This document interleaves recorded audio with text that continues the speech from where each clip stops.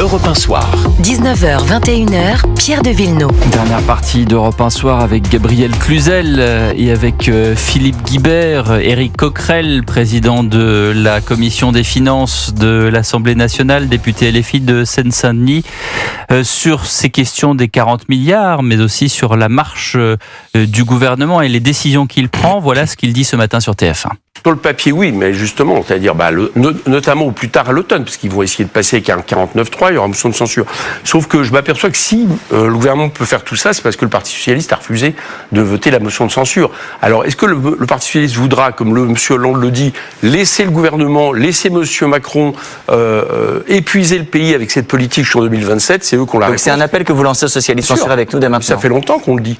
Là, nous, on dit qu'on est prêt déjà à déposer une motion de censure si toute la gauche est prête à le voter. Ah, mais là voilà, la motion de censure dont on a dit que ça n'arriverait plus, et Monsieur Chenu l'a dit encore ce matin également sur Europe 1 et sur CNews. Philippe Guibert, donc finalement... on n'a pas de majorité pour faire les réformes qu'on évoquait avec Nicolas Bavrez.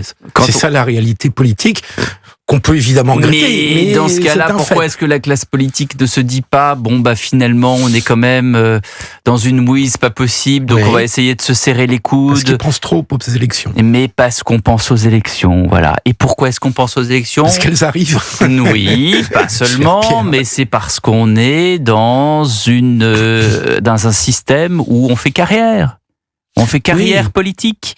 Et donc, quand on n'a plus de carrière, qu'est-ce qu'il va devenir, Monsieur Coquerel, si jamais il est plus président de la Commission des Finances et député LFI? Qu'est-ce qu'il va devenir après? Il va aller dans le privé après? Il va travailler? Il va faire quoi? Je crains que LFI lui ait réservé une circonscription tellement en béton qu'il ne risque pas grand-chose en cas de dissolution. C'est ça, mais c'est du placement. Donc il y a aussi du carriérisme. C'est Gabriel Cluzel, qu'est-ce qui se passe dans ce pays pour que finalement les gens pensent à eux-mêmes plutôt que, je crois que c'est Monsieur Bavrez qui l'a dit tout à l'heure, mais c'est faire nation, c'est-à-dire qu'on sait plus ça, on sait plus faire ça. Ouais, moi je suis très frappée par la médiocrité globalement du personnel politique tel que on le voit aujourd'hui. Mais vous savez, même le gouvernement, il est dans une situation, et Nicolas Bavrez le disait très bien, il avance pas, il essaie de rester. Je disais, c'est Madame Dubarry sur l'échafaud qui dit encore une minute, Monsieur le bureau, ou c'est, vous savez, sur le cheval mécanique dans les rodéos aux États-Unis, pour rester dans le thème évoqué. Donc on essaie de rester dessus, mais en réalité on n'avance pas. Mécanique ou pas, parce qu'il y a aussi ça sur les vachettes. Oui, je vois le mécanique, mais c'est vrai qu'il y en a des pas mécaniques. Et donc il envoie des clins d'œil. Pourtant, il envoyait des clins d'œil à la gauche. L'euthanasie, c'est quoi? C'est quoi, enfin, cette loi, elle sert à quoi? Vous croyez vraiment que c'est une conviction profonde de Monsieur Bayrou? Il l'a jamais eu, donc c'est bien pour envoyer il récupère une loi qui était là avant qu'il arrive. Donc non, mais il est pas obligé de la traiter de cette façon-là. Donc il y a bien de la scinder en deux. Pardon, non, mais la scinder en deux, vous savez que c'est une façon, on va pas nous prendre pour des lapins de 6 semaines, la scinder en deux de façon concomitante, en fait, c'est la politique de Ponce Pilate. On peut le dire clairement. C'est-à-dire que oui, on fait une loi sur les soins palliatifs qui est pas... Pardon ? C'est de saison, si j'ose dire. Oui, c'est de saison, vous avez raison, c'est la semaine ou jamais. C'est les soins... Oui, on va faire une loi sur les soins palliatifs, on va pas la mélanger à la loi sur l'euthanasie, mais en réalité, comme elles sont votées en même temps, on se laisse pas le temps de développer la loi sur les soins palliatifs pour voir ce que cela donne. Même les gens favorables à l'euthanasie devraient dire ça. On en revient à l'argent. Et on en revient à l'argent parce que les soins palliatifs, on n'a pas d'argent pour faire les soins palliatifs. Je crois que c'est plus perverse que ça. Dans l'idée de François Bayrou, c'est qu'il pense que la loi sur les soins palliatifs sera votée et que celle sur la fin de vie ne le sera pas. Je crois que c'est ça le calcul politique et parlementaire, en se disant que la loi qui est sortie de la commission des lois sur l'euthanasie ou sur la fin de vie ne sera pas votée en l'état. Je crois que son calcul est là. Mais de manière générale, on peut faire toutes les critiques qu'on veut contre ce gouvernement. Moi, je veux bien, on peut en faire bien sûr et critiquer son immobilisme. Mais je ne vois pas aujourd'hui comment faire tellement autrement. Et quelle est la solution de rechange? Faire autrement que de quoi? Je vous rappelle quand même que Michel Barnier... Faire autrement que de quoi? J'ai pas compris. Que d'essayer avec ce gouvernement, parce que il n'y a pas de gouvernement alternatif.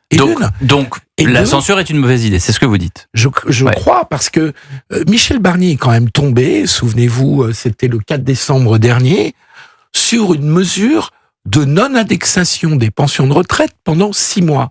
Et la gauche, avec le RN au grand complet, l'a voté cette censure sur cette mesure que Barnier ne voulait pas retirer.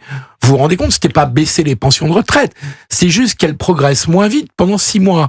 Donc, si on n'a pas une majorité pour prendre une mesure de cette nature, parce que tout le monde pense aux élections, comme on le disait, parce que les retraités sont l'électorat absolument décisif désormais dans notre pays compte tenu de son vieillissement, eh bien on fera pas grand-chose, nous racontons pas d'histoire. Et donc on peut critiquer Monsieur Bayrou, moi j'aimerais aussi qu'il soit beaucoup moins immobile et beaucoup plus à l'initiative, mais j'attends de voir la coalition des oppositions aussitôt qu'il y aura une mesure impopulaire, c'est ça la réalité. Non mais moi je vais reprendre une parole de Pierre de Villeneuve, c'est qu'il me semble que Monsieur Barnier, Monsieur Bayrou, qui ont leur côté sympathique, chacun, moi je remets pas en doute une part de sincérité chez eux, mais ils ont un gros problème, c'est qu'ils continuent de faire partie du vieux monde, vous voyez. Et vous savez très bien, moi je suis pas retraité, je vais pas défendre les retraités, mais simplement mettez-vous dans la peau des retraités aujourd'hui qui ont joué les règles du jeu en bonne et due forme et auxquelles on explique aujourd'hui que finalement les règles du jeu ont changé. Alors ce serait possible si on avait tout épuisé avant, mais on en parlait. Les dépenses publiques sont pléthoriques. Il y a du recasage dans des agences qui peinent à prouver leur utilité. La politique de l'immigration. À force de dire que tel milliard ça représente rien, on arrive à une somme de milliards qui sont pas complètement nuls, qui n'est pas complètement nulle. Et on a le coût de l'immigration. Tous ces sujets en réalité n'ont pas été explorés.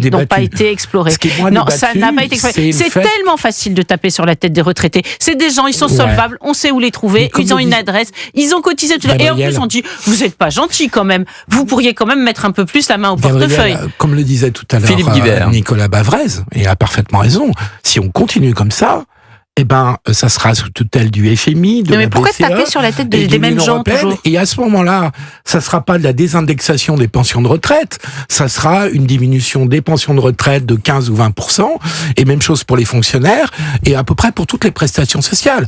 Et à ce moment-là, je vous prie de croire que ça fera autrement plus mal qu'un effort qu'on peut demander aujourd'hui, et qu'on est capable de demander aujourd'hui.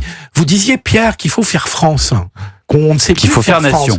Je pense que les actifs doivent travailler plus et puis que les inactifs doivent contribuer à l'effort et qu'on ne peut pas faire peser tous les efforts sur les actifs. Et donc pour faire payer il faut que tout le monde y mette un peu du sien, sinon on aura le FMI et la BCE. Les inactifs dans notre pays ne sont pas que les retraités. Pardon, mais c'est la grande majorité. Mais il y a un certain nombre de gens auxquels on n'ose pas toucher. Et donc, encore une fois, ce ne serait audible que si on avait exploré toutes les pistes d'économie par ailleurs. Elles sont loin d'avoir été explorées. J'ai un scoop. On vous mettra pas d'accord ce soir. Donc on arrête là. Mais vous reviendrez parce qu'on vous aime sur Europe 1. Merci Gabriel Cluzel. Merci Philippe Guibert.